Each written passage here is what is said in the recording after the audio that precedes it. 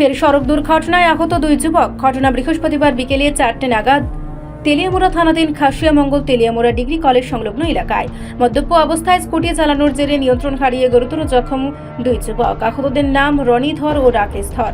প্রত্যক্ষদর্শীদের দাবি দুজনেরই নাকি আকণ্ঠ মদ্যপান করিয়ে তেলিয়ামুড়া শহরের দিকে ফিরছিলেন। খাসিয়ামঙ্গল এলাকায় পৌঁছতেই হঠাৎই স্কুটিটি তীব্র গতিতে রাস্তার ধারে থাকা একটি গাছে সজোরে ধাক্কা মারে। মুহূর্তের মধ্যে দুই আরোহী যুবক ছিটকে পড়ে রাস্তায়। বিকট শব্দে আশেপাশের মানুষজন ছুটে এসে তৎক্ষণাৎ খবর দেন তেলিয়ামুড়া অগ্নি নির্বাপক দপ্তরে। দমকল কর্মীরা দ্রুত ঘটনাস্থলে পৌঁছে আহত দুই যুবককে তেলিয়ামুড়া মহকুমা হাসপাতালে নিয়ে যান। সেখানকার কর্তব্যরত চিকিৎসক রনি ধরের অবস্থা গুরুতর দেখে তাকে উন্নত চিকিৎসার জন্য আগরতলার জেবি হাসপাতালে রেফার করেন। কলেজটা পার হয়ে একটা অ্যাক্সিডেন্ট কল পেয়েছি, কলে গেলাম, গিয়ে দেখি দুইটা ছেলে পড়ে রয়েছে রাস্তার কিনারে। একটা স্কুটি আছে সঙ্গে।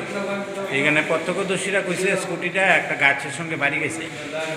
দুজনকে আমরা তেলিয়ামুড়া হসপিটালে নিয়ে এসেছি। নাম কি তারা? নাম হচ্ছে রনি ধর 21 বছর, আর একজন হচ্ছে রাকেশ ধর 25 বছর বয়স। কেমন অবস্থা তার? এরা একটু ব্যথা পেয়েছে। ভালো কথা হয়েছে। ভালো ব্যথা পেয়েছে। রিপোর্ট সংবাদ প্রতীক্ষা।